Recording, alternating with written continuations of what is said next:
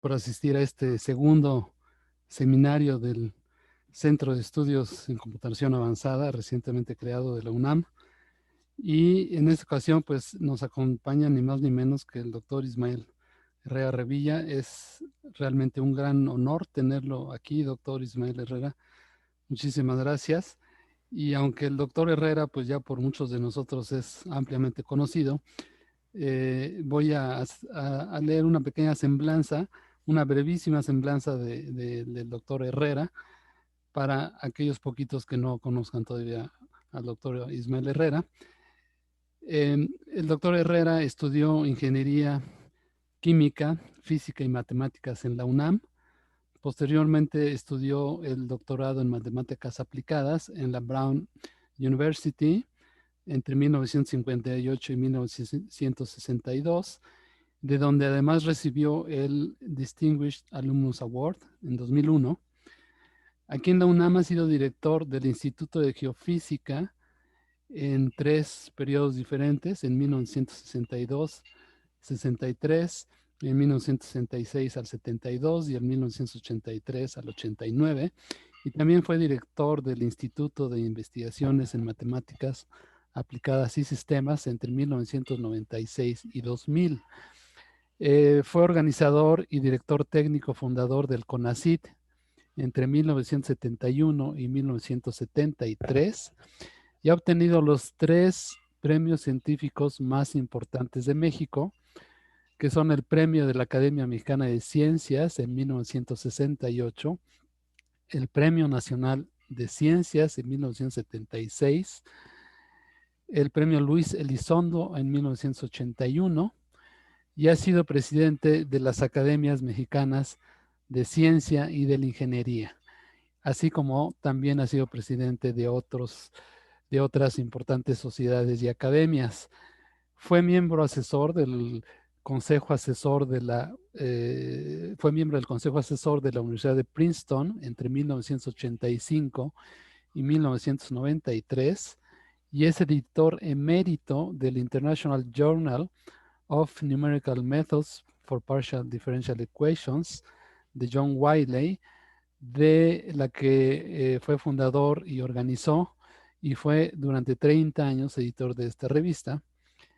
Y pues como todos sabemos, el doctor Ismael Herrera ha tenido contribuciones muy importantes en ciencia aplicada y básica y se le considera una personalidad muy distinguida de la ciencia en México y es frecuentemente citado como el matemático latinoamericano más destacado.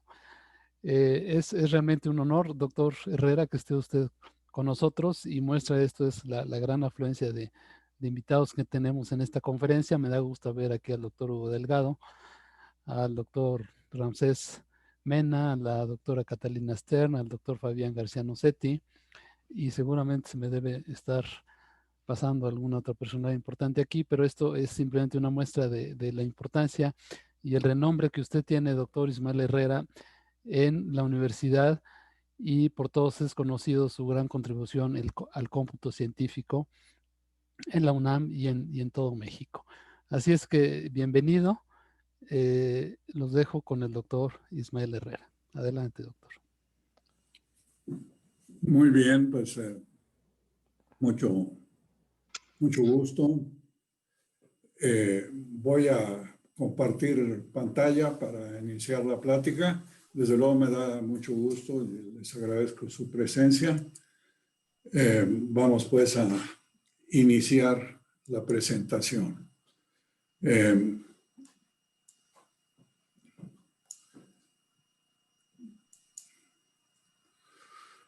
Siempre donde no querían, pero bueno, ahorita lo corrijo. No, es que tengo que salirme.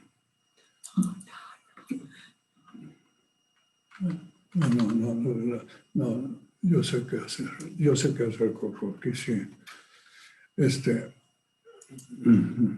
Vamos a... Tengo que salir de aquí. Ok.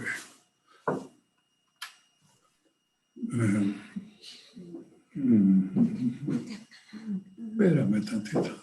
Bueno, esa es una forma. Ok.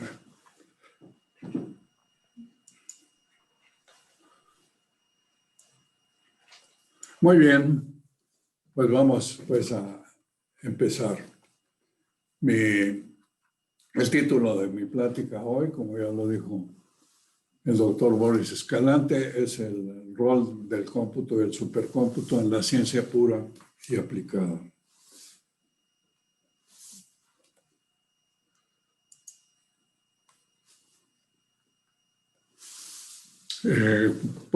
Como es ampliamente reconocido, la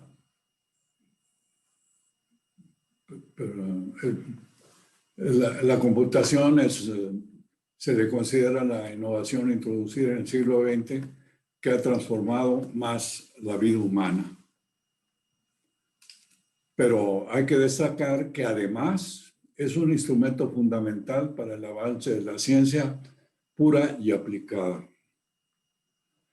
Aún más, el cómputo ha transformado la manera de hacer ciencia.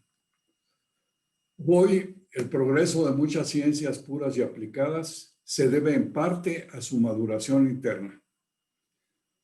Es decir, es resultante de pues, lo que ha sido convencional siempre, que es los descubrimientos que se realizan directamente en el campo y a través de las observaciones, etcétera. Pero hay que señalar que además, en proporciones similares, en la actualidad se debe a la aplicación del cómputo en cada una de ellas. Esa transformación se ha debido en gran parte al vigoroso desarrollo que ha tenido la predicción científica. Predecir el comportamiento de la naturaleza y de los sistemas que interesan al ser humano es un anhelo ancestral y a través de la historia ha sido una motivación fundamental para el desarrollo de la ciencia. En la actualidad, la satisfacción de ese deseo se ha alcanzado casi plenamente aplicando el cómputo y el supercómputo a los problemas de la ingeniería y la ciencia. En el siglo XVII, Newton nos enseñó que el conocimiento por sí mismo no tiene la facultad de predecir la naturaleza, pues para ello es indispensable integrarlo en modelos matemáticos. Con esto, la estructura de la ciencia se consolidó y adquirió gran prestigio y respetabilidad. Sin embargo, no fue hasta la segunda mitad del siglo XX cuando la predicción científica se convierte en un instrumento fundamental para satisfacer necesidades humanas. Esa espera de 3 siglos. Quisiera hacer una pregunta a los organizadores. Miren, me está saliendo un letrero aquí de las personas que están ingresando, pero me interrumpe las imágenes que estoy proyectando. ¿Qué debemos hacer para que esto no suceda? Claro que sí, doctor. En un segundo, como está colocado como coanfitrión, por eso es que puede ver a todos los que están accediendo. Entonces, lo que voy a hacer es, voy a habilitar la compartición de pantalla para asistentes y por un segundito ya no va a ser coanfitrión. Entonces ya no va a haber este tipo de notificaciones. Perfecto, muchas gracias. Adelante, doctor. ¿Puedo continuar? Bien. Esa espera de 3 siglos, que va del siglo XVII al siglo XX, fue necesaria, por una parte, para desarrollar con mayor amplitud y profundidad las bases que Newton nos dejó, y por otra, con mirada retrospectiva, porque había que aguardar a que surgiera el cómputo electrónico, pues la predicción científica del comportamiento requiere realizar una cantidad enorme de cálculos aritméticos que solo el cómputo y el supercómputo han hecho posible. Desde luego, este cambio se produjo a partir de 1945, cuando señalo la fecha de 1945 porque fue cuando se construyó la primera computadora electrónica, inclusive pues, fue la computadora en que intervino el muy afamado matemático von Neumann. Y el año de 2005 creo que es el año en que se alcanza la consolidación de la predicción científica como un instrumento fundamental para satisfacer necesidades humanas. La computación inició su desarrollo al terminar la Segunda Guerra Mundial, en 1945, al final de la primera mitad del siglo XX y la segunda mitad de ese siglo, los pioneros de la predicción matemática y computacional la dedicaron a realizar desarrollos matemáticos que les permitieran poner la capacidad, esa nueva capacidad, la capacidad de las computadoras, al servicio de la computación científica. Se anticiparon y se percataron y establecieron las bases para poder realizar predicción científica utilizando la computación.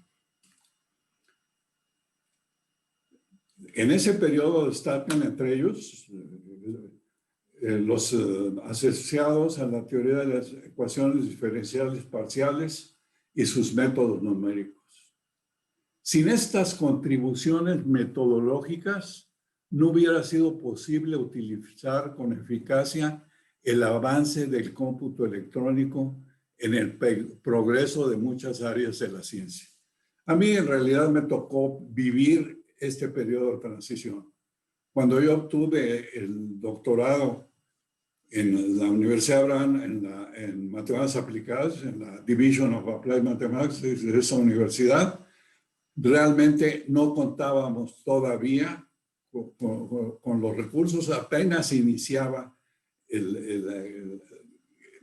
este periodo de transición, y me tocó entonces vivir toda esta transformación. En este esfuerzo, la escuela francesa y su máximo líder, Jacques Villon, jugaron un papel muy destacado. Por cierto, desde luego su máximo líder, Jacques Villon, contribuyeron pues en forma muy significativa. Y a Jacques Villon le ofrecimos el doctorado, la UNAM ofreció el doctorado honoris causa. Tuve el honor de ser en inglés se llaman el godfather de la ceremonia, o sea, el padrino pues de la ceremonia. Y la foto que aquí mostramos es cuando otorgamos ese doctorado a Jacques Villon.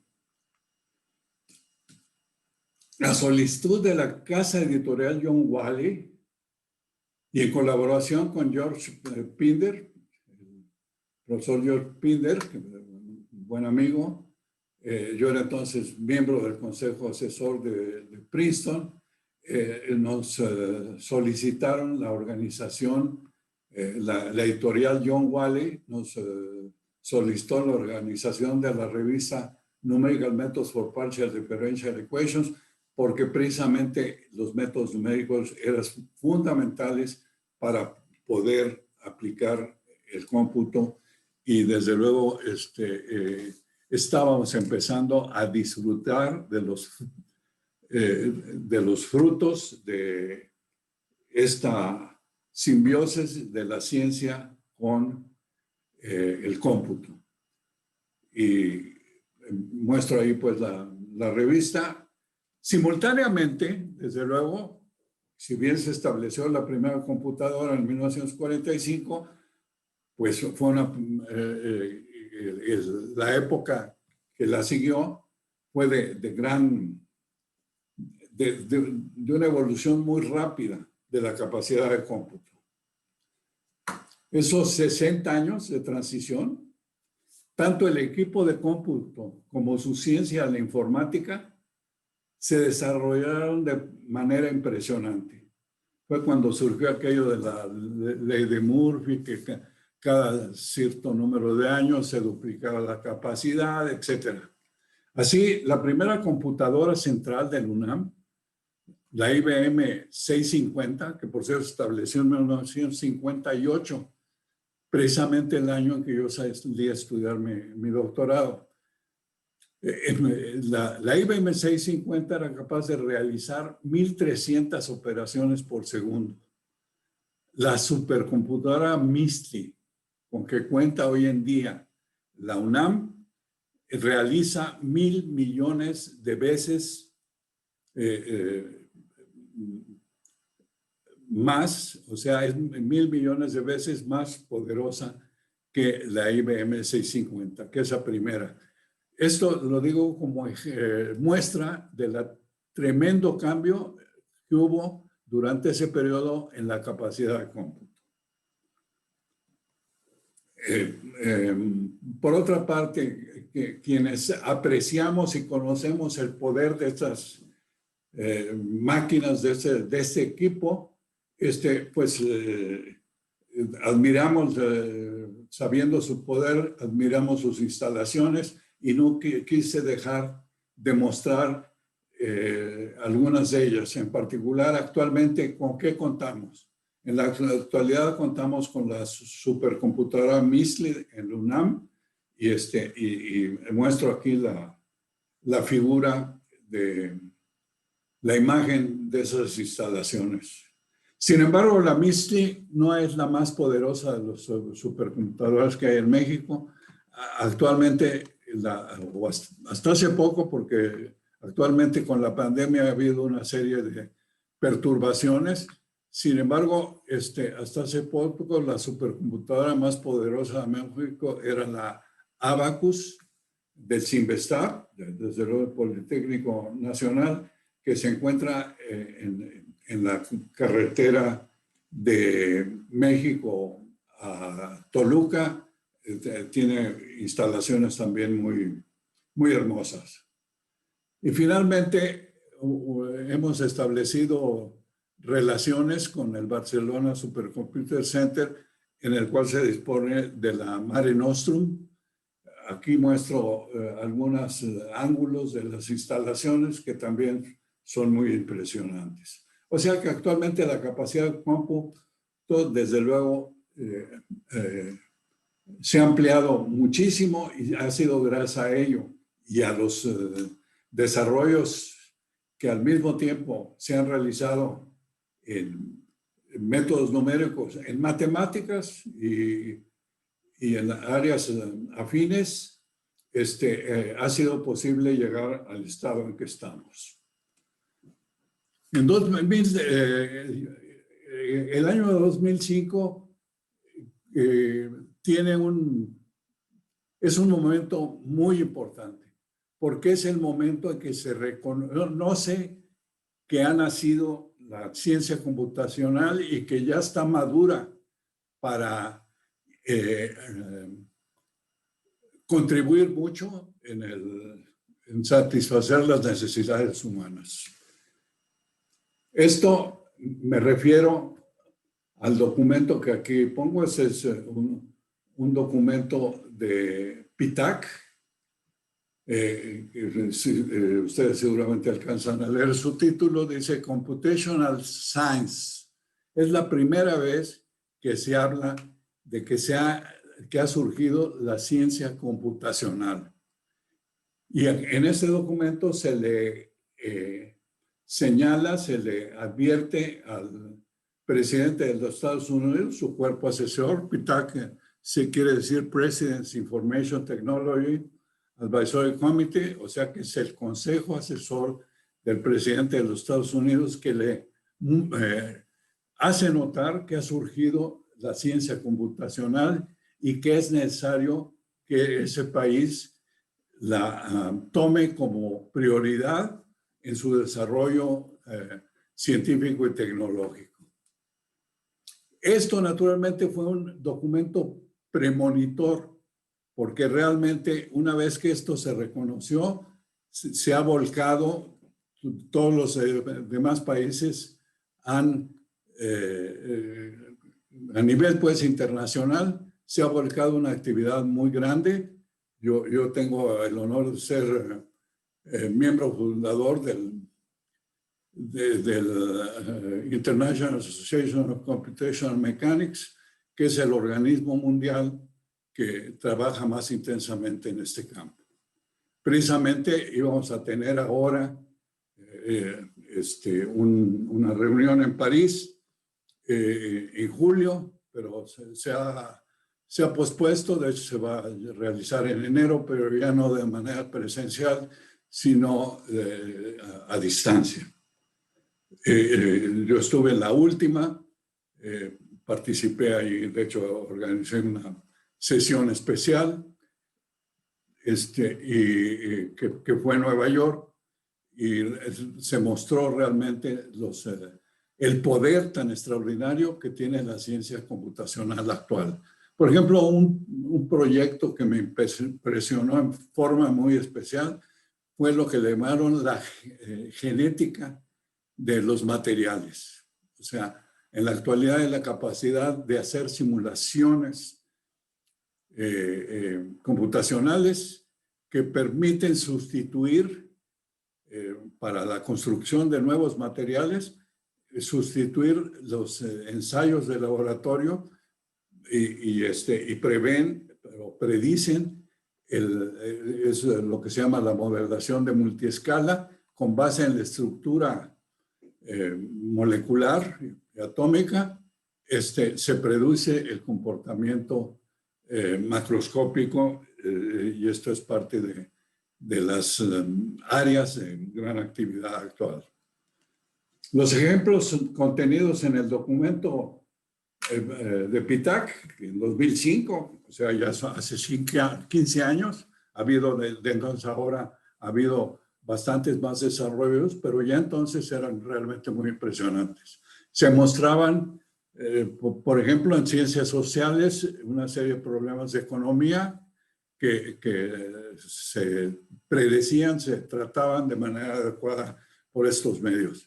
Desde luego en ciencias físicas, en geociencias, en ingeniería y manufactura, ciencias biológicas y biomédicas. Por cierto, que recientemente me ha dado gusto ver que aquí en México también se está trabajando intensamente en aplicaciones a la biología y a las ciencias biomédicas de la ciencia computacional. Inclusive, no sé realmente qué desarrollos ha habido recientes, pero se iba a establecer una opción interdisciplinaria de posgrado, precisamente orientada a la preparación de personal de posgrado en este híbrido de biología y biomédicas con la predicción científica. Todos estos hechos condujeron a que desde entonces, desde 2005, ya no se considera que las únicas dos columnas de la ciencia y la ingeniería, desde luego cuando digo ciencia, no quiero ser repetitivo, pero desde luego cuando hablo de ciencia, hablo de ciencia pura y aplicada.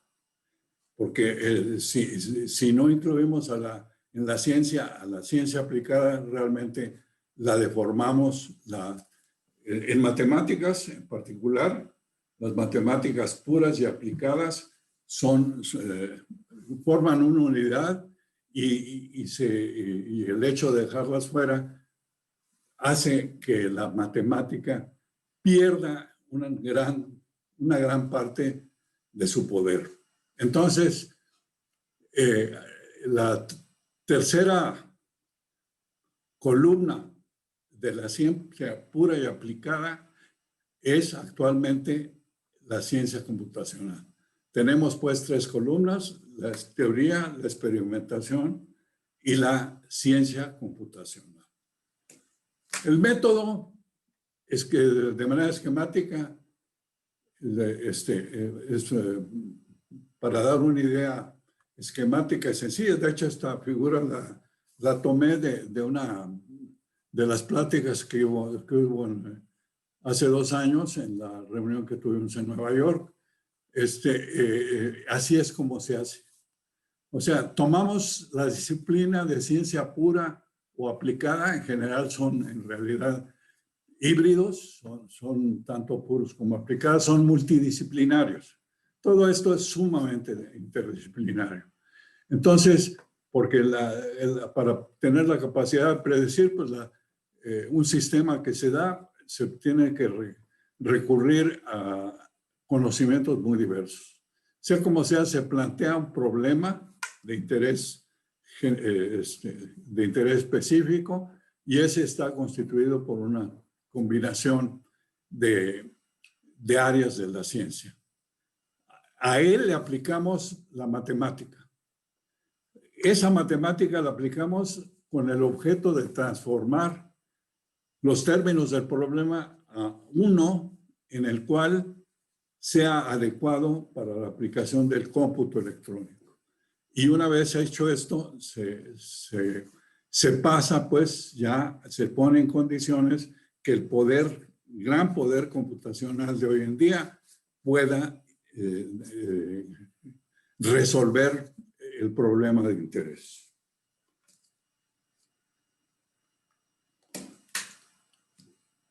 Entonces, esta es la base en términos muy generales de la predicción científica. Creo, sin embargo, pues que es conveniente explicar un poco más, dar un poco más de detalle de cómo se procede.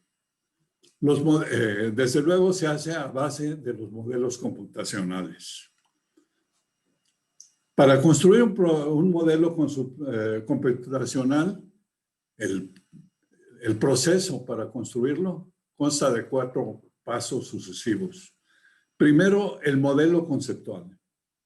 Luego, el modelo matemático, el modelo numérico y finalmente, el modelo o código computacional. Este último, desde luego, es el producto final. Esto se complementa con la validación. ¿Qué es eso de la validación? Pues simplemente poner a prueba el modelo para verificar que efectivamente tiene la capacidad de hacer la predicción que se intenta. Desde luego que esa es la prueba, diríamos la prueba de fuego de un modelo, porque es lo que justifica todo el desarrollo que se ha hecho. El modelo conceptual. Se definen el propósito mismo del modelo, los procesos físicos o de otro tipo que se incluirán, la información científica o tecnológica que se requiere. Ese punto, por cierto, tiene una importancia especial. Muchas veces se lanzan a hacer un estudio de esta clase sin tener todavía el planteamiento detallado de identificar la información científica y tecnológica que se requiere para hacer la predicción es fundamental. ¿Por qué? Porque de otra manera, si se empieza a hacer la recolección de información sin haber precisado estos puntos, se pueden hacer gastos innecesarios y hay muchos casos en que esto sucede, en que se ha obtenido información y resulta que esa no es la información que realmente es relevante, que es necesaria y consecuentemente hay mucho desperdicio de recursos como resultado de esto. De modo que este tipo de visión es fundamental para poder hacerlo con eficiencia. Esto se hace, finalmente, el punto 4, que está señalado aquí en la imagen, se refiere a que todo esto tiene que hacerse con la participación de los especialistas de las ciencias o tecnologías relevantes. Porque desde luego, pues, hay conocimientos especializados que solo el especialista los conoce adecuadamente. El modelo matemático. En general, los modelos matemáticos por ejemplo, de los sistemas continuos, de los sistemas de la física macroscópica y también de la microscópica, son ecuaciones diferenciales parciales. En general, en otro tipo de problemas, esas ecuaciones pueden ser de otro tipo, pueden ser ecuaciones discretas. Hay sistemas, por ejemplo, en el caso de procesos que están gobernados, que son inciertos, desde luego la estadística y la probabilidad son fundamentales. Sea como sea, se identifican las ecuaciones matemáticas que gobiernan los procesos físicos o de otro tipo de los que depende el comportamiento del sistema al que se trate. La ecuación de Schrödinger, por ejemplo, proporciona el procedimiento general y sistemático para definir los modelos básicos de la física macroscópica. Aunque, como lo señaló Dirac desde 1928, cuando se estableció la mecánica cuántica, ellos se aplican de manera aproximada. Por lo que se refiere a los modelos de la física macroscópica, desde finales en la segunda parte del siglo XX se desarrolló las bases de algunos métodos axiomáticos basados en esos desarrollos, en los cuales, por cierto, tuve el gusto y honor de participar. Hemos introducido un libro que constituye, en que presentamos un método axiomático basado en esos desarrollos que permite establecer las ecuaciones básicas de modelos macroscópicos. Al ser axiomático se logra gran claridad general y sencillez.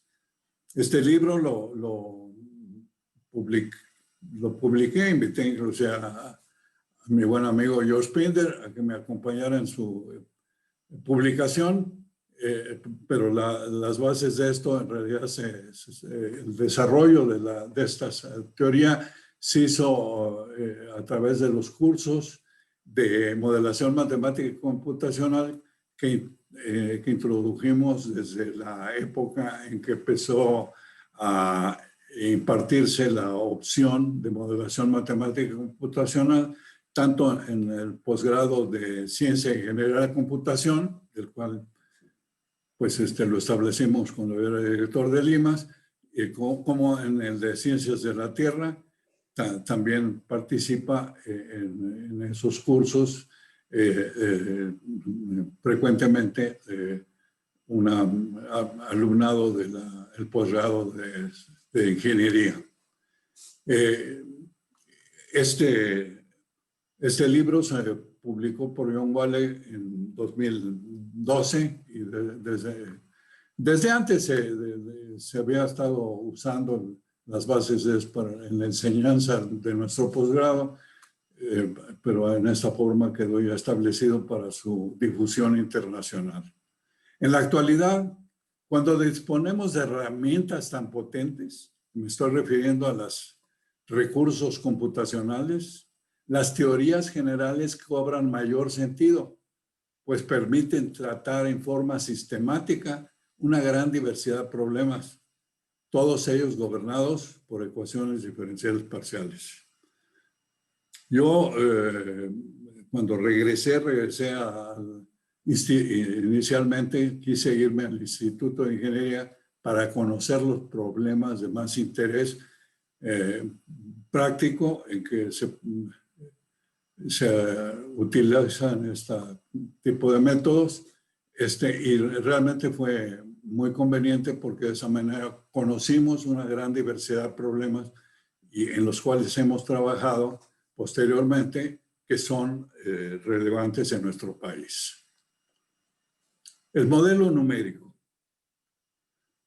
Los sistemas físicos, tanto microscópicos como macroscópicos, están gobernados por ecuaciones diferenciales parciales.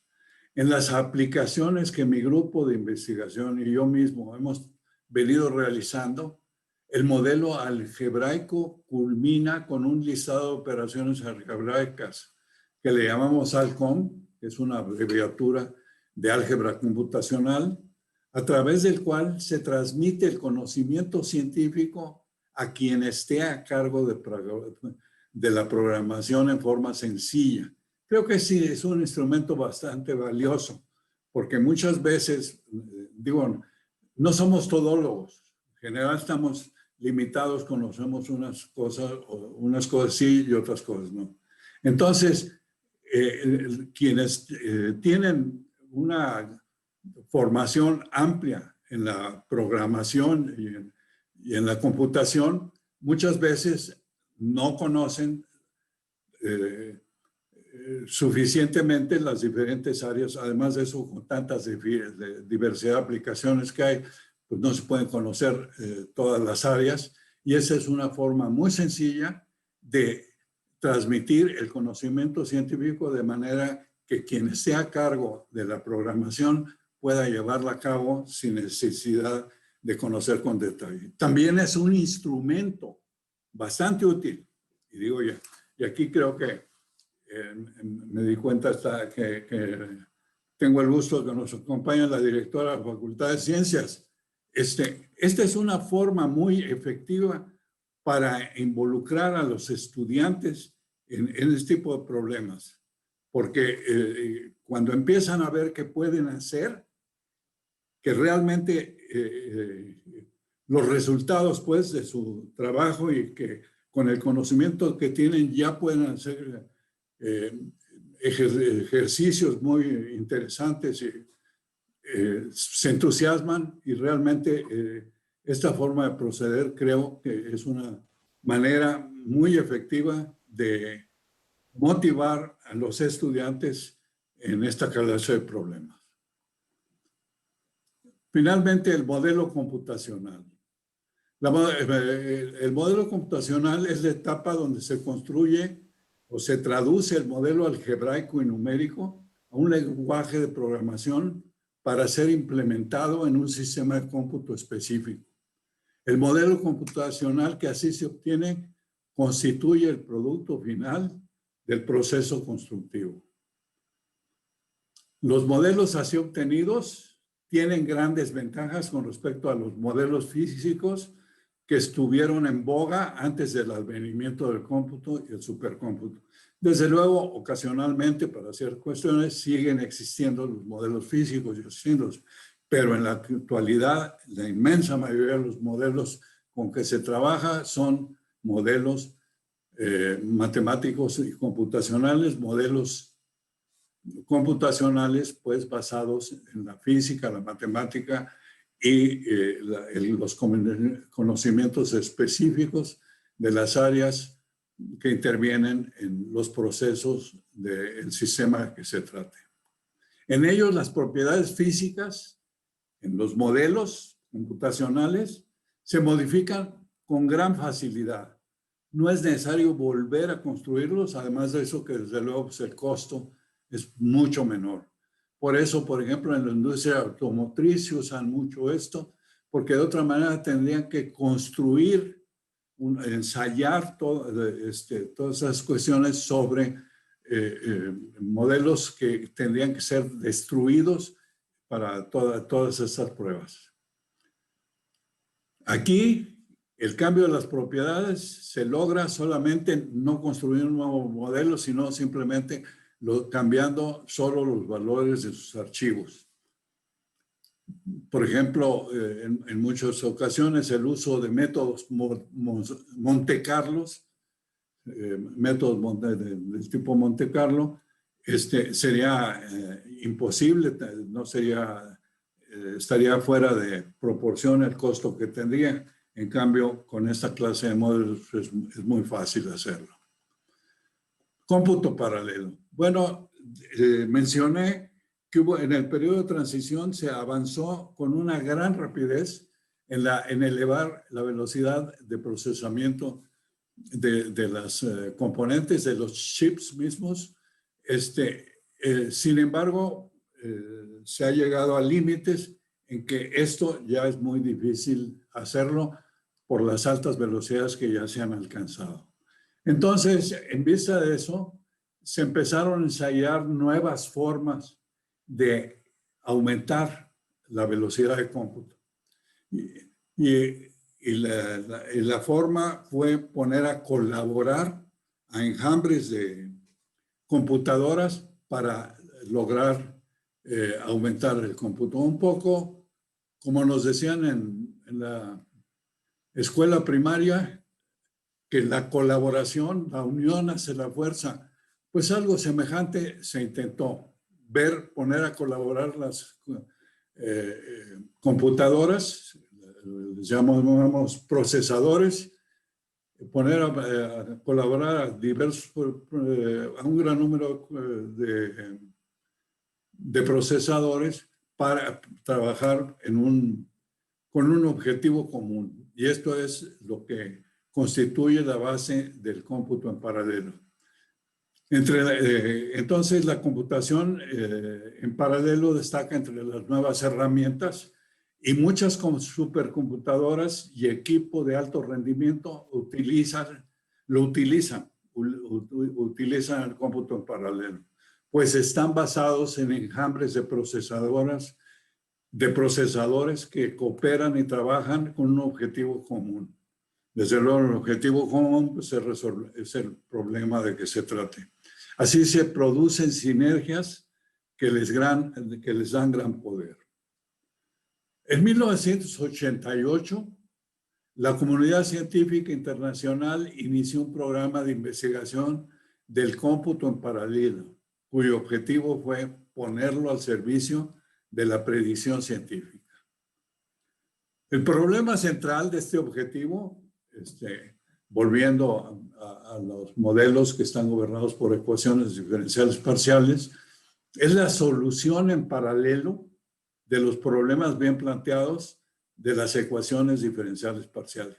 De modo que la solución de las ecuaciones diferenciales parciales en paralelo constituye entonces un problema fundamental para poder poner al cómputo al servicio de la ciencia y la ingeniería y del ser humano. Para coordinarse, los equipos en paralelo requieren intercambiar información, comunicarse, lo que motiva dificultades importantes que desde luego pues, ha sido necesario atacar y vencer. Abordar el problema de manera directa resulta sumamente difícil. Me estoy refiriendo ahora en el caso de las ecuaciones diferenciales parciales, pero desde luego en general lo es. Ese problema es difícil por la complejidad de las acciones de coordinación que requiere. Los métodos de descomposición de dominio aprovechan peculiaridades de las ecuaciones diferenciales parciales y debido a eso han resultado ser los más eficientes. Y hablemos un poco con más detalle de qué son los métodos de descomposición de dominio.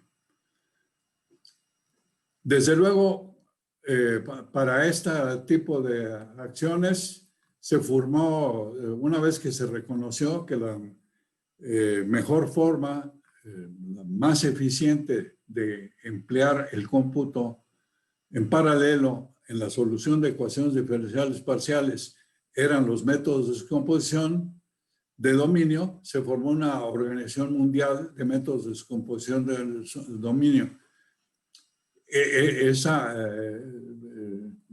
Tuve el honor que me solicitaran organizar la 14ª reunión mundial. Sus memorias aparecen aquí. Esa reunión la celebramos en Cocoyoc, en el balneario de Cocoyoc. Y la figura que aparece, pues son las memorias resultantes de esa junta. Sea como sea, desde entonces, bueno, yo en realidad había abordado en un verano que que pasé en la Universidad de Vermont, atacamos unos problemas para el EPA. EPA es la Environmental Protection Agency, o sea, la encargada pues de la protección ambiental en los Estados Unidos, para tratar problemas de remediación de acuíferos contaminados con petróleo. Abordamos ese problema y lo hicimos utilizando métodos de descomposición de aluminio. En realidad ese fue mi primer contacto, pero ya después de involucrarme en organizar esa reunión mundial, pues me interesó profundizar más en ese problema, y junto con el grupo de colaboradores del grupo de investigación que he venido dirigiendo,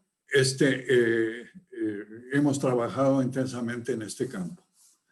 La ecuación diferencial que aparece aquí, la L gótica, la primera ecuación, es un operador diferencial, la U es una función, y el miembro de la derecha pues está prescrito.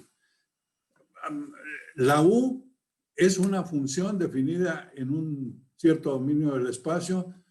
Si nos preguntamos, naturalmente, de cuántos grados de libertad depende una función definida en el espacio, pues es un número que no es finito, de manera que esa ecuación no es adecuada para atacarla utilizando computadoras, supuesto que por poderosa que sea una computadora, no puede trabajar con un número infinito de grados de libertad. Siempre debe ser un número finito.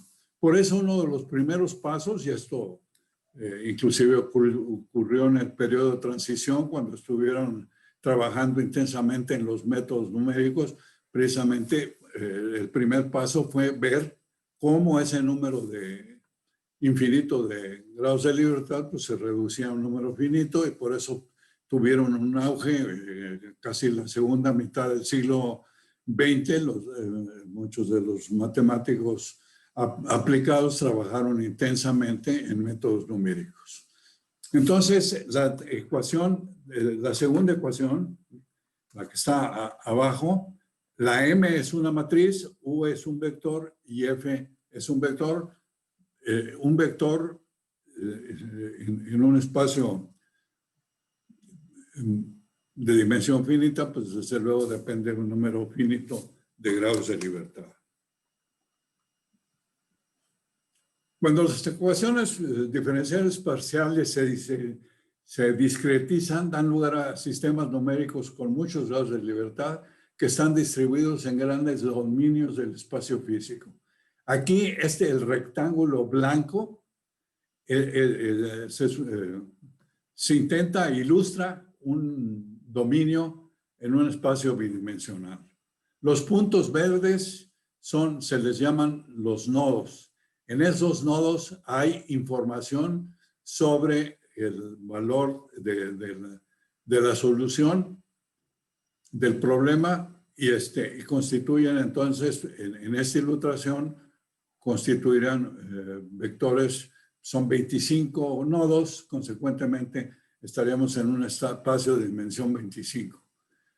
En la realidad, por ejemplo, nosotros hemos aplicado estos métodos con la Abacus, llegamos, con la MISLI llegamos solo hasta 1024 en los experimentos que hemos hecho, porque es muy difícil detener a una supercomputadora que está dando servicio a toda la comunidad universitaria. Hacer experimentos con muchos procesadores al mismo tiempo es muy difícil, ¿no? Está limitado. Solo pudimos hacerlo hasta 1024.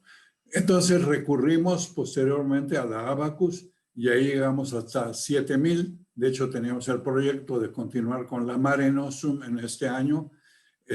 pero la pandemia no ha sido posible. En la Mare Nostrum el proyecto era llegar a 15,000, era la forma que teníamos negociada, pero pues no ha sido posible por la pandemia.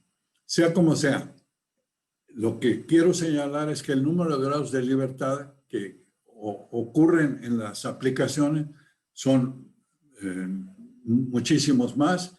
Hablamos de millones, de decenas de millones de grados de libertad y lo cual evidentemente solo se puede hacer con las supercomputadoras o con las computadoras grandes de que se disponen. Los métodos de descomposición de dominio utilizan lo que se conoce como la estrategia de divide y vencerás. Es muy sencilla, simplemente el problema que aquí en esta ilustración tendría 25 grados de libertad, lo partimos, la ilustración aquí se ilustra con 4, como dije, en las aplicaciones que hicimos, utilizamos 1024 en la MISLE, 7000 subdominios, porque los nodos que están en cada uno de los subdominios se mandan a un procesador diferente, de modo que esa es pues la manera en que se procede y en eso consiste el método de descomposición de dominio. Se reduce pues el número de grados de libertad que tiene que trabajar cada uno de los procesadores. La estrategia de divide y vencerás es óptima cuando los problemas locales son independientes. ¿Por qué? Porque si son independientes, entonces el tamaño el número de nodos determina realmente el trabajo que tiene que hacer cada uno de los procesadores. Sin embargo, generalmente los problemas no son independientes. Por el contrario, están acoplados y ese es un punto de los retos importantes que enfrenta la investigación matemática de los métodos de descomposición de dominio. En los llamados non-overlapping domain decomposition methods, o sea, métodos sin traslape, convencionales o canónicos, ajustados, aquí canónicos se usan en el sentido de ajustados a los cánones, o sea, los que siguen la corriente general internacional. Los subdominios vecinos están vinculados por algunos de los nodos que comparten en sus fronteras. Aquí lo ilustro, que aquí, por ejemplo, cuando el nodo 3 cayó en una frontera y en ese caso está compartido por el subdominio omega 1 y el subdominio omega 2. 8 también, el 13 está compartido por 4, etc. Este hecho viola el paradigma de independencia y provoca que los métodos canónicos, la matriz del sistema, sea no diagonalizable. Eso motivó que inventáramos los métodos DBS, en los que los nodos no son compartidos y debido a ello, la matriz es diagonal. O sea, diagonal por bloques. Y cada bloque entonces se puede mandar a un procesador diferente. Aquí, construir un sistema de nodos sin traslape es muy fácil. Aquí se ilustra. Tenemos inicialmente, los partimos en la forma en que se hace habitualmente, pero además construimos un sistema, con base en eso, un sistema de nodos que no tienen traslape. El proceso de construir este sistema sin traslape es realmente muy sencillo. Lo que es bastante más difícil es y que fue la contribución que hicimos, es cómo hacer para tratar el problema en este nuevo sistema de nodos. Todo el método sí requiere una serie de desarrollos que no se habían hecho y que introdujimos en la literatura internacional. Discretización sin traslape. En los métodos DBS, por cierto que DBS viene de Derived Vector Space en inglés, el problema original se discretiza en un sistema de nodos sin traslape, los nodos derivados. Debido a que la matriz de esa metodología es diagonal, los nodos se separan en paquetes independientes, los cuales se trabajan en procesadores diferentes con gran independencia. ¿Cómo funcionan los métodos? Yo creo que la prueba de fuego de cualquier teoría en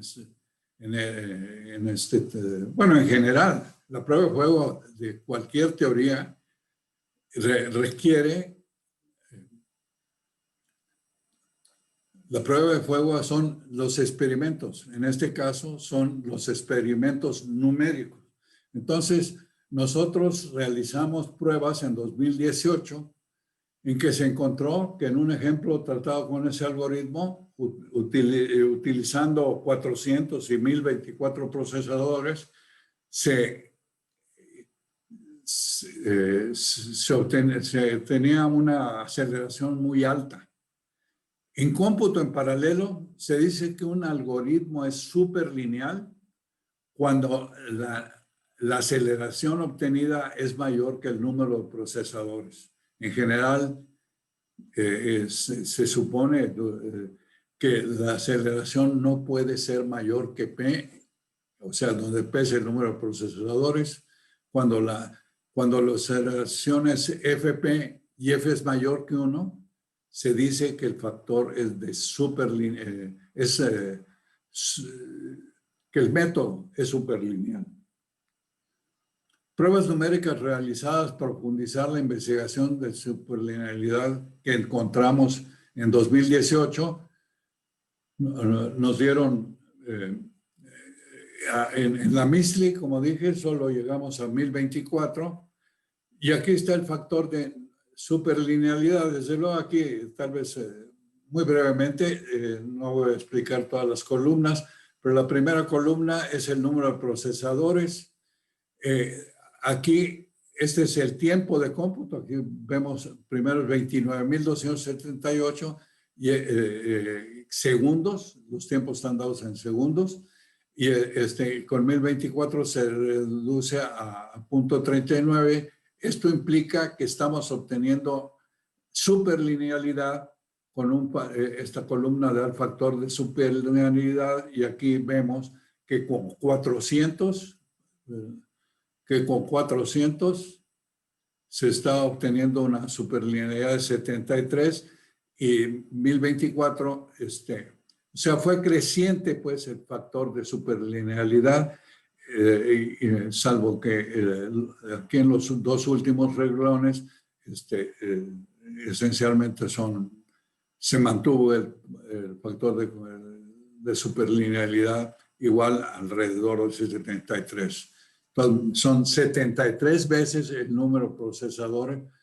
Entonces el factor de superlinealidad fue de 73. Hicimos pruebas en la Abacus, obtuvimos factores también fue superlineal, salvo que el máximo se alcanzó aquí en 400 y fue de 47 alrededor de 50, y finalmente para cerca de 7.000, 6.724, que es un número cercano a 7.000, se obtiene un factor de superlinealidad de alrededor de 15. Todos estos, pues desde luego nos animaron mucho los resultados, y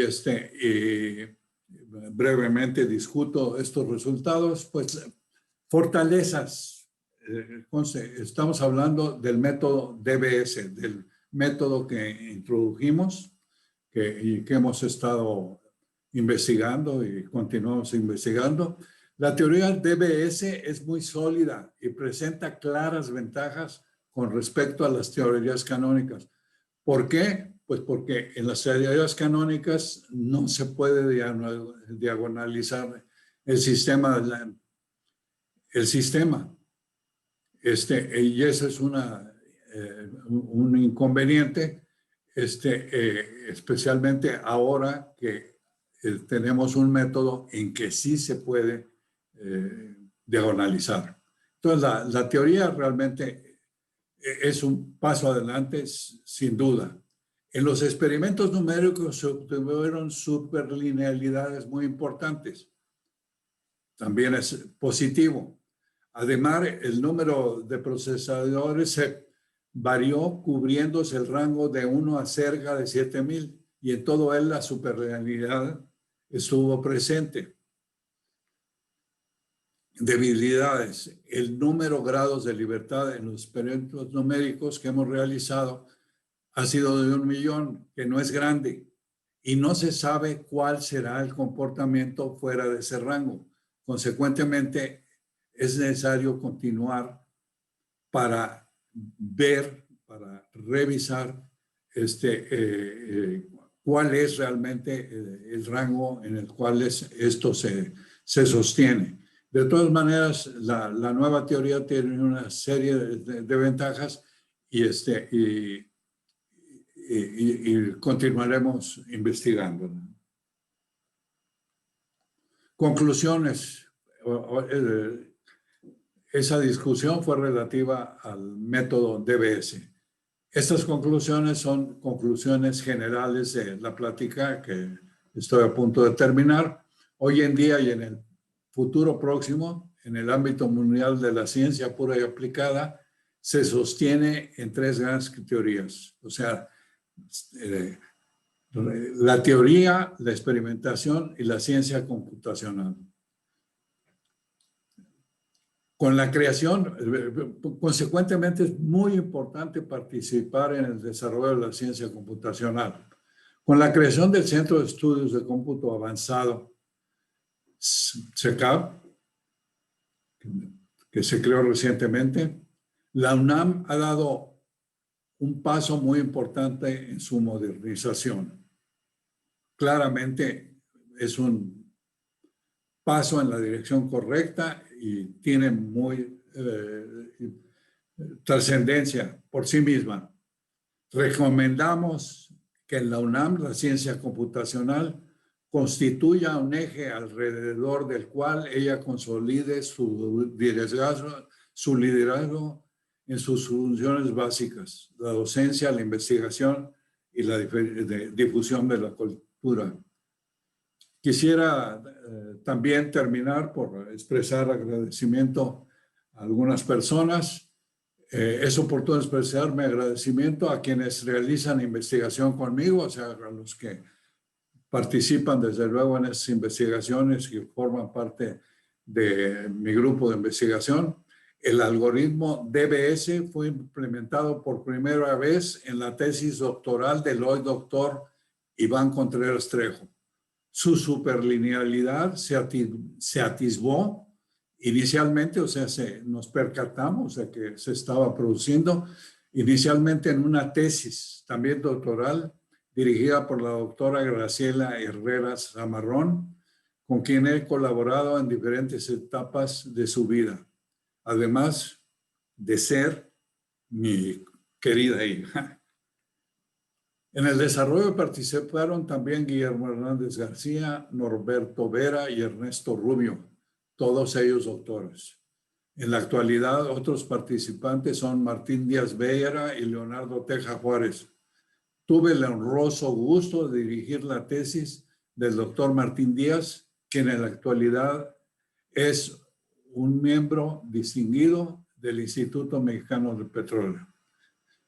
Mi agradecimiento también a los doctores Boris Escalante, Carlos Aramburu y William Lee, nuestro coordinador de ciencias. y al rector de la UNAM, doctor Enrique Graue Vigert, por su amable invitación a impartir esta conferencia magistral. Muchas gracias a todos ustedes por su atención.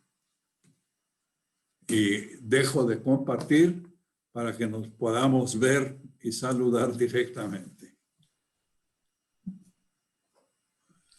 Ya dejé de compartirse. Ya.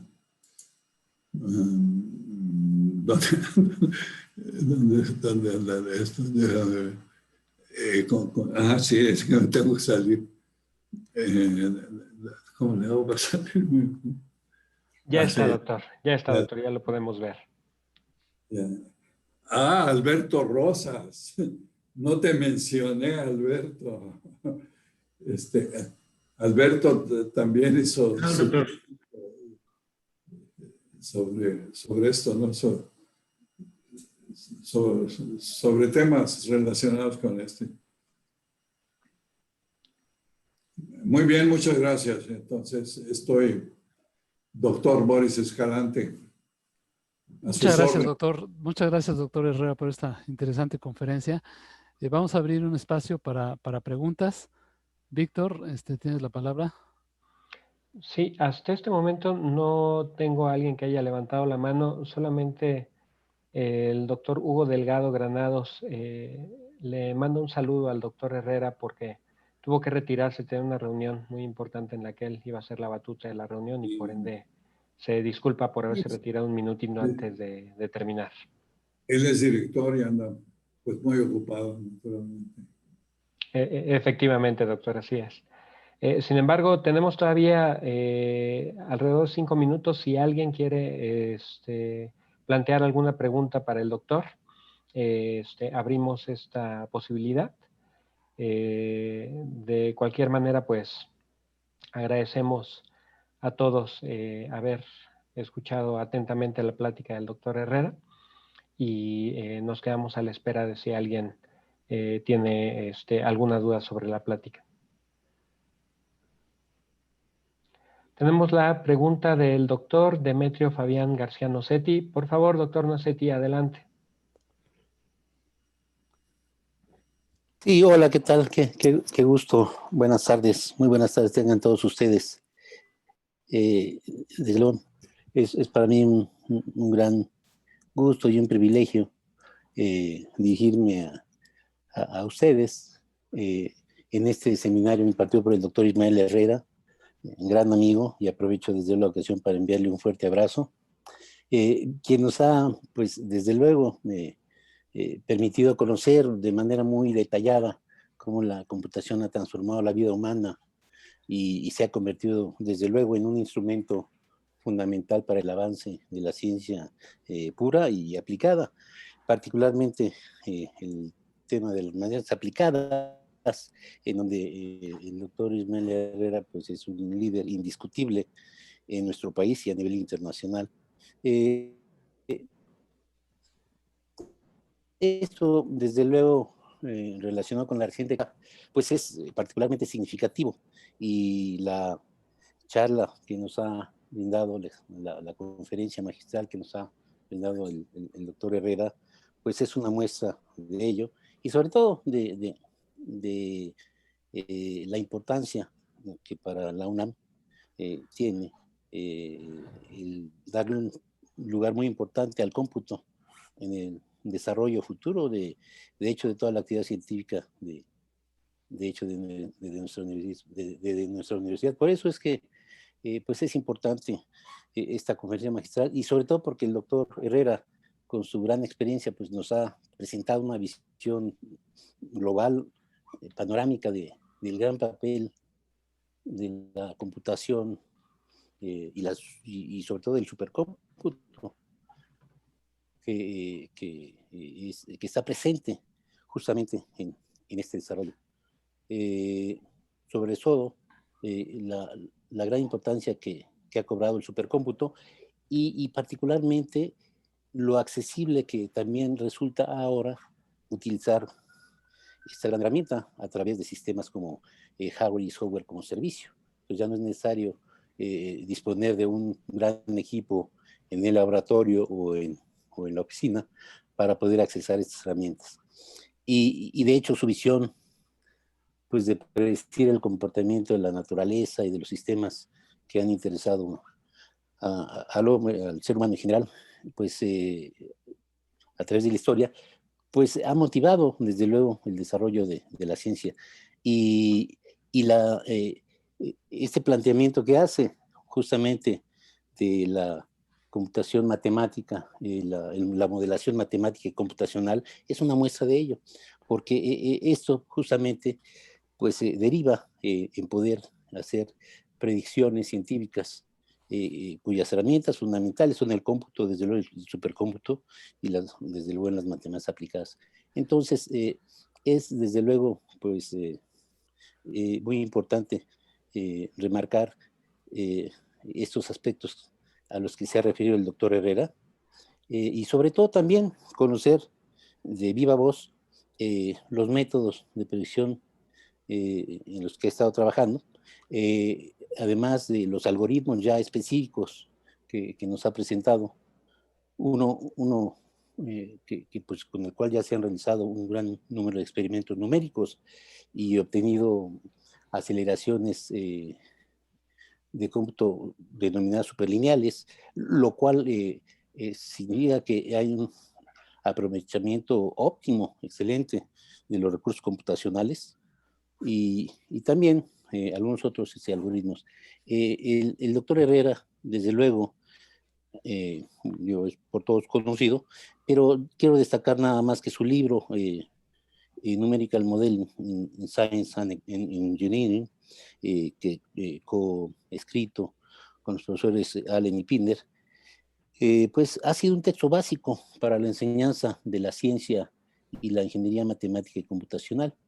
Y entonces, por eso, desde luego, el doctor Herrera pues, ha sido reconocido como el matemático mexicano más citado también internacionalmente en el tema de matemáticas aplicadas, pues recibiendo miles de citas a su trabajo.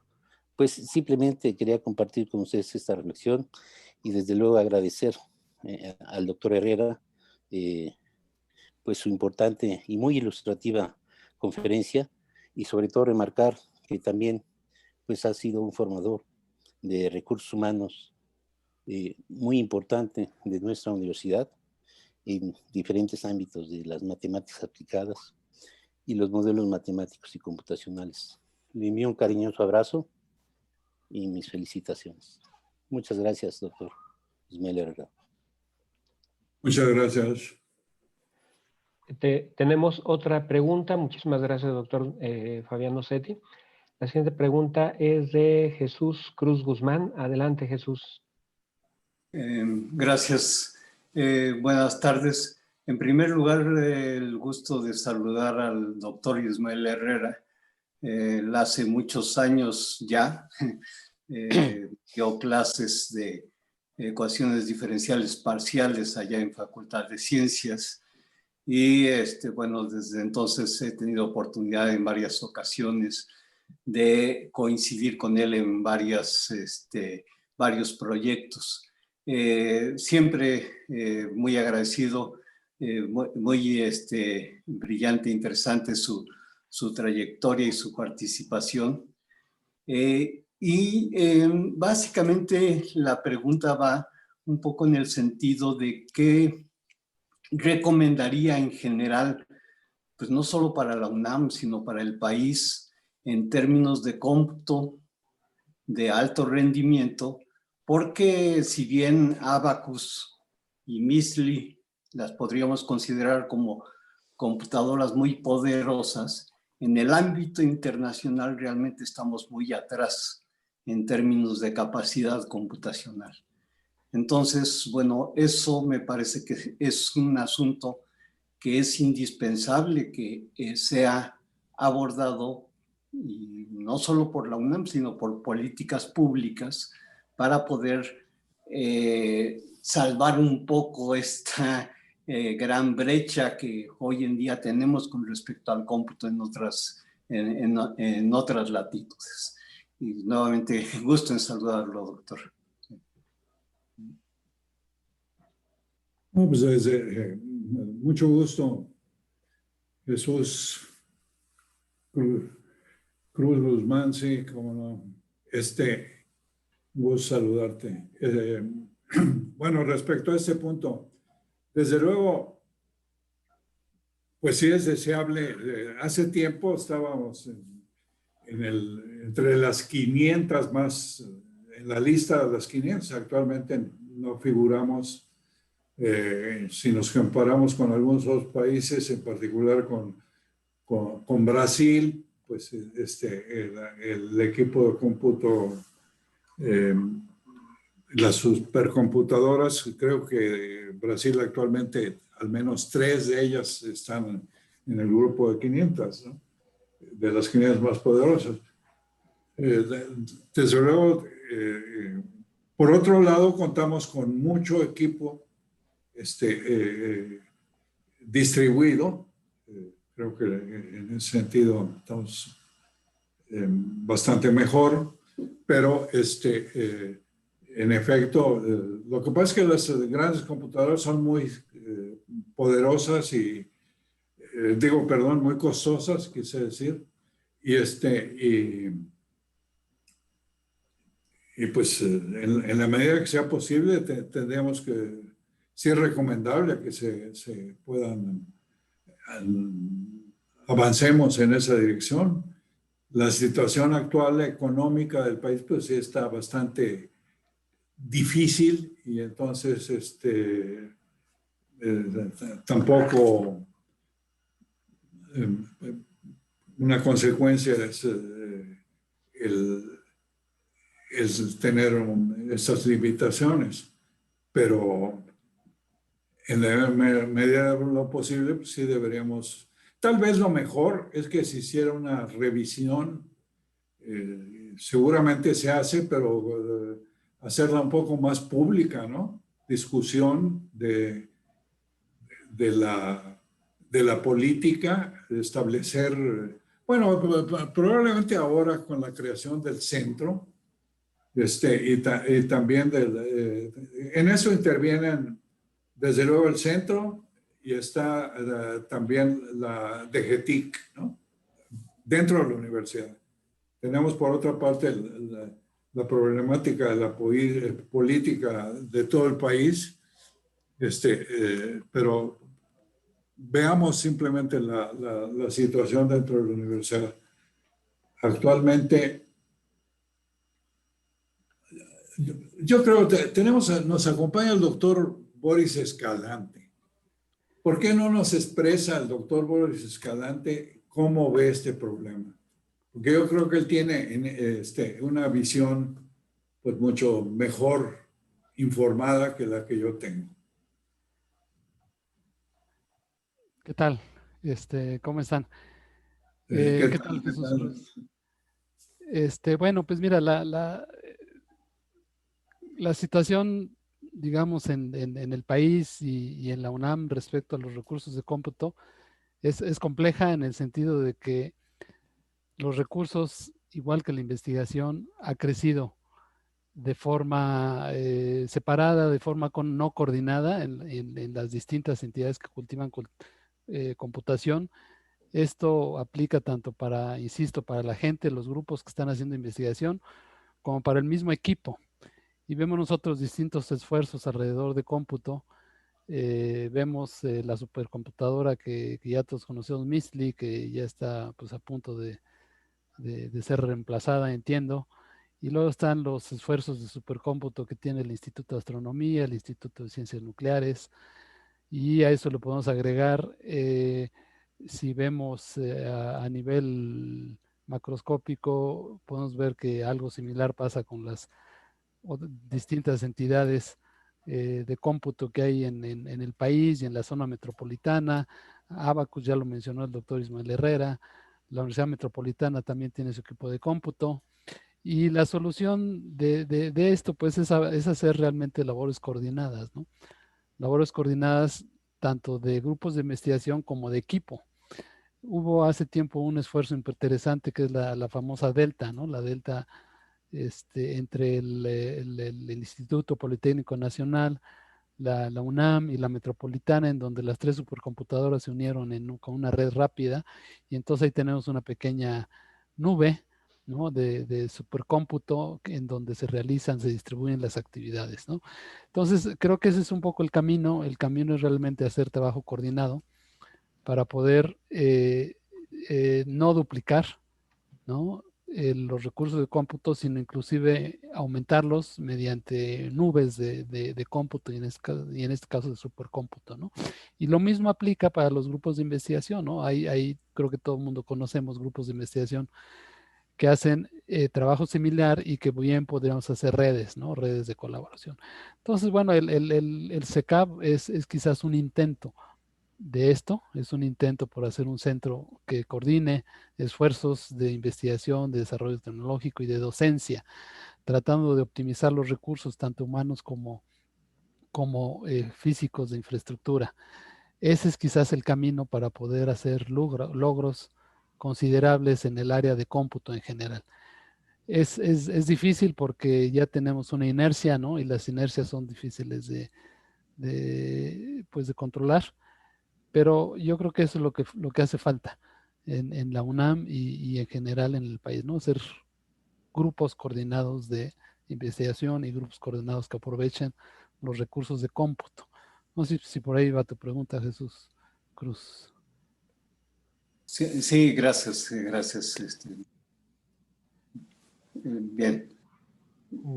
Estoy convencido que sí es un problema que tenemos que resolver en forma coordinada a nivel nacional, y efectivamente hay esfuerzos muy importantes en esa dirección, pero también cuando decía que faltan políticas públicas, es que creo que sí tenemos que insistir que tanto para la investigación en general como para la investigación en cómputo se atiendan estas cuestiones, porque de lo contrario es muy complicado, digamos.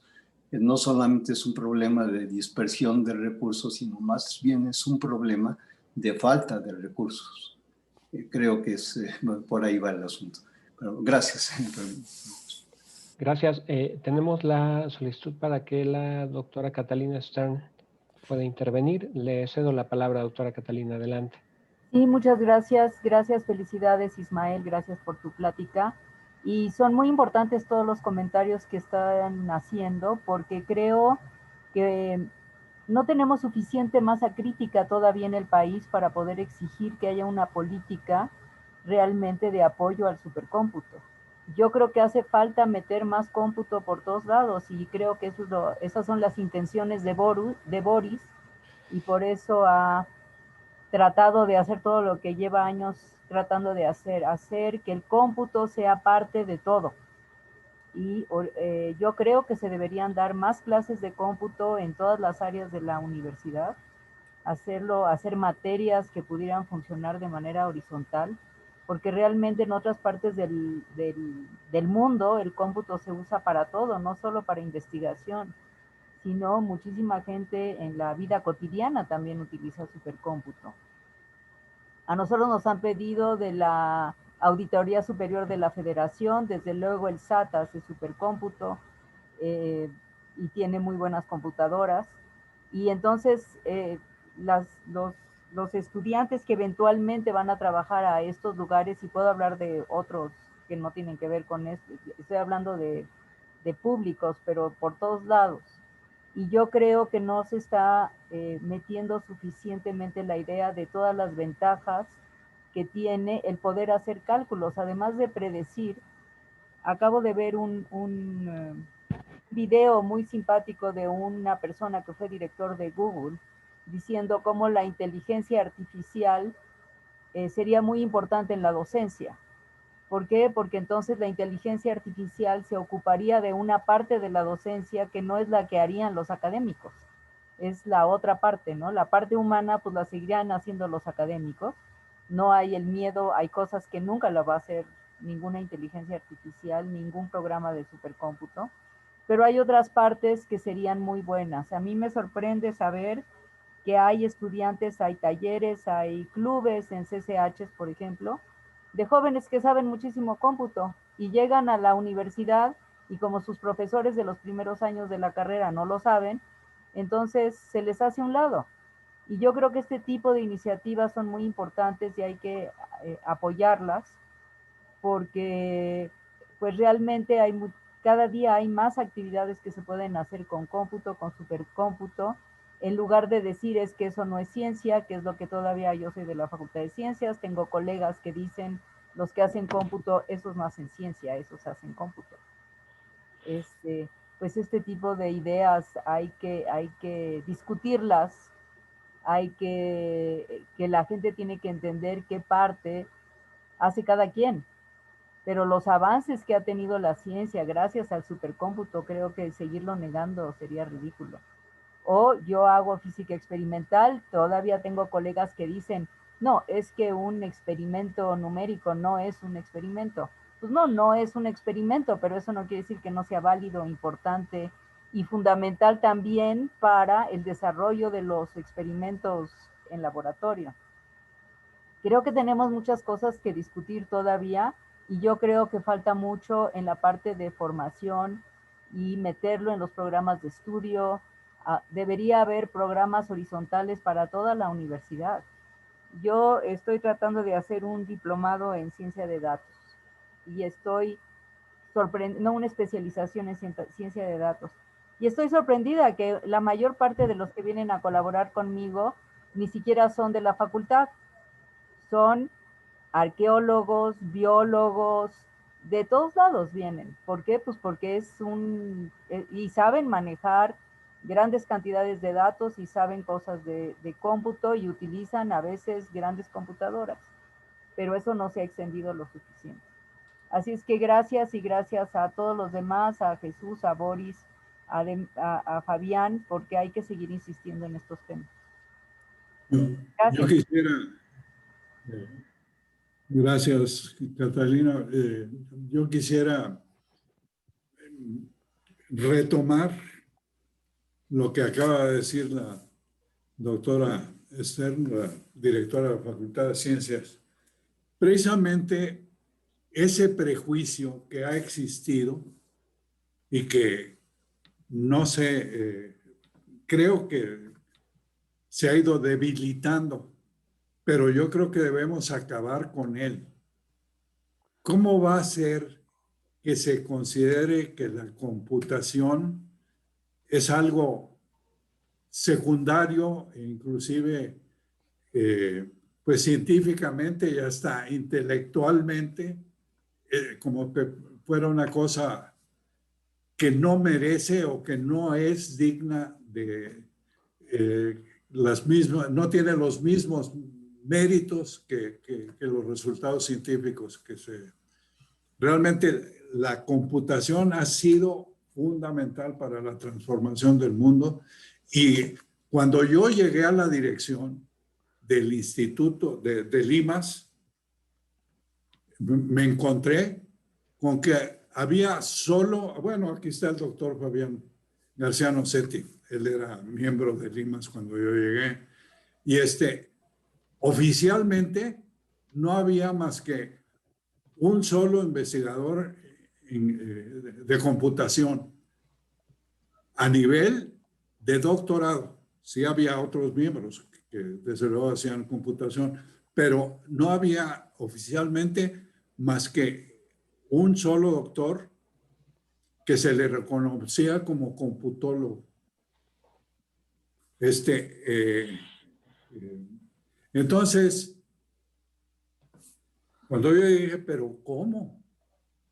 ¿Cómo va a ser que en la universidad más importante de México no haya más que un solo computólogo cuando el cómputo ha transformado al mundo? Evidentemente.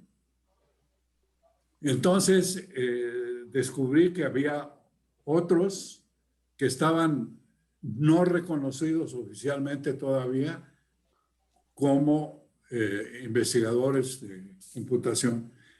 Y además de eso, me pareció que era entonces fundamental impulsar ese campo. Tanto así que cuando yo terminé, teníamos ya si mal no recuerdo la cifra, tú has de recordarla mejor, Fabián, había 22 con grado de doctor. Y a ustedes que estaban considerados simplemente como electrónicos en ese tiempo, ya se les reconocía como investigadores en cómputo. Entonces pasamos de 1 a 22. ¿Por qué? Pues porque realmente hasta daba pena que fuéramos a salir con que la universidad más importante de México no le hubiera prestado toda la atención que merecía este campo. Y yo creo que era precisamente la falta de desarrollo estaba muy asociada al prejuicio que señaló la directora de la Facultad de Ciencias. Ese prejuicio de no considerar a la computación como algo sumamente importante, como lo que es. Pues es un campo extraordinariamente importante, ¿no?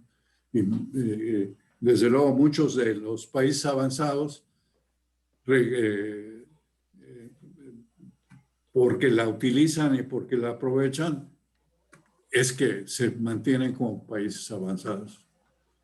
Entonces, sí creo que hay que superar ese tipo de prejuicios. No sé en qué medida todavía subsistan. Yo supongo que hay cosas que caen por su propio peso y que eso ha ido perdiendo vigencia, ¿verdad? No, de modo que me parece muy atinado lo que dice la doctora Catalina Ester. Muchas gracias, doctor. Una última pregunta que llegó por el chat. Nos mencionan, creo que con este método se refiere al DAP, se rompe un paradigma del supercómputo. ¿Se tendría que reformular dicho paradigma? ¿Cuál es la opinión del doctor Herrera acerca de esto? Bueno, escribimos un artículo precisamente sobre eso, en que veíamos el criterio de eficiencia. El criterio de eficiencia se tomaba tomando como base que el máximo era el número de procesadores, la máxima aceleración que se podía obtener el número y con base en eso se tomaba el criterio de eficiencia. Entonces, escribimos un artículo señalando algunas alternativas en la forma de definir la eficiencia y la revisión, inclusive hasta los objetivos. Yo, como lo mencioné, yo he tenido bastante intercambio, bastante contacto, he participado en muchas reuniones de la Asociación de Métodos de Descomposición de Aluminio. Y ahí no se ha ido más allá en cuanto a revisar el número, bueno, el criterio de eficiencia e inclusive plantearse metas, objetivos, pues que vayan más allá. Si la superlinealidad es posible, pues realmente deberíamos estar obteniendo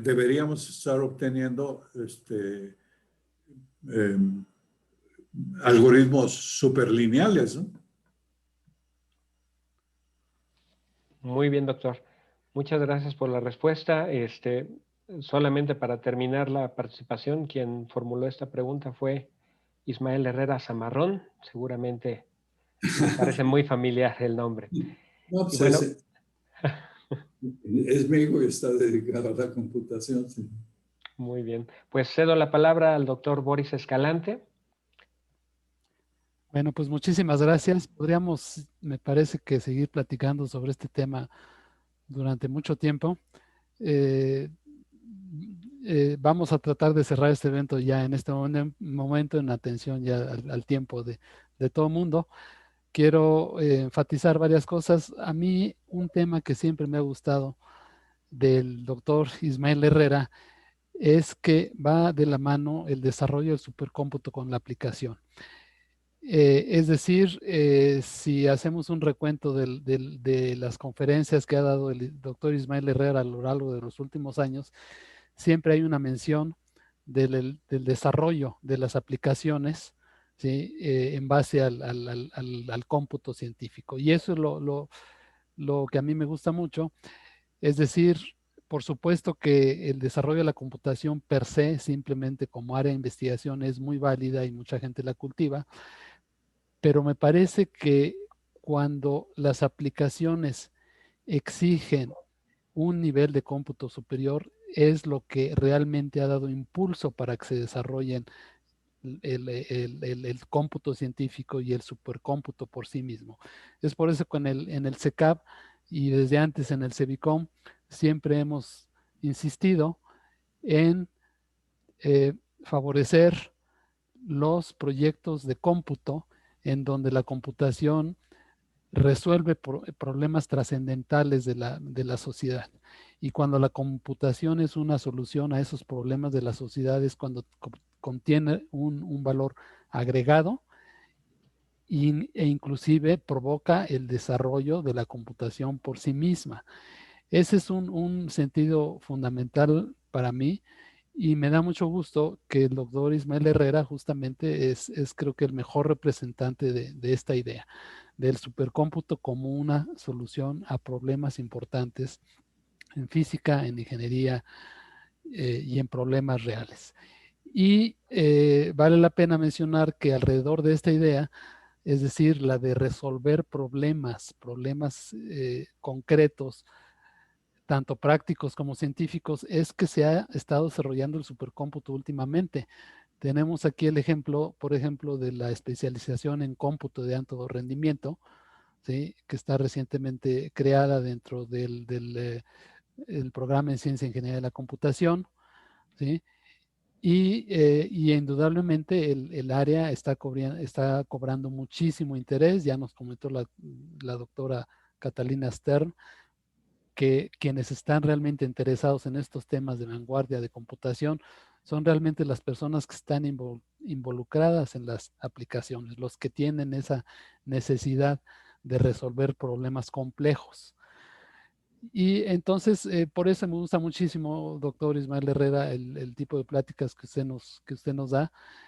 Y quiero agradecerle por esta conferencia. Yo creo que es al mismo tiempo un digno homenaje que le podemos hacer, doctor Herrera, por todos estos años que ha dedicado al problema y por todo el impulso que ha dado al supercómputo y a la computación en general durante toda su larga vida académica. Creo que todos los que en algún momento hemos estado en algún puesto relacionado con la computación, hemos disfrutado de su compañía, hemos disfrutado de su apoyo incondicional. Y yo recuerdo que desde que fui coordinador del posgrado en Ciencia e Ingeniería de la Computación, fue usted, y desde antes, ¿no?, de las primeras personas en acercarse, ofreciendo todo el apoyo que podía dar al programa. Y así lo han experimentado los demás coordinadores del programa de posgrado en Ciencia e Ingeniería de Computación, y así lo he experimentado al frente del CEBICOM y del CECAP, y creo que todos los que estamos en algún área cercana a la computación podemos decir lo mismo de usted, doctor. Contamos siempre con un invaluable apoyo y un invaluable consejo de una persona con tanta experiencia y tanto mérito en el área académica como es usted. Entonces, sí quisiera subrayar mucho que este realmente es un digno homenaje a toda esa labor invaluable que ha hecho usted por la computación en México y en la UNAM, doctor. Muchas gracias. Muchísimas gracias, doctor Escalante, Mauricio Escalante. Y pues muchas gracias a todos ustedes por su asistencia y participación. Muy bien, pues un aplauso. Terminamos, ¿verdad? Muchas gracias. Gracias. Gracias a todos por su presencia y con eso terminamos este seminario. Muchas gracias, doctor. No, ya está.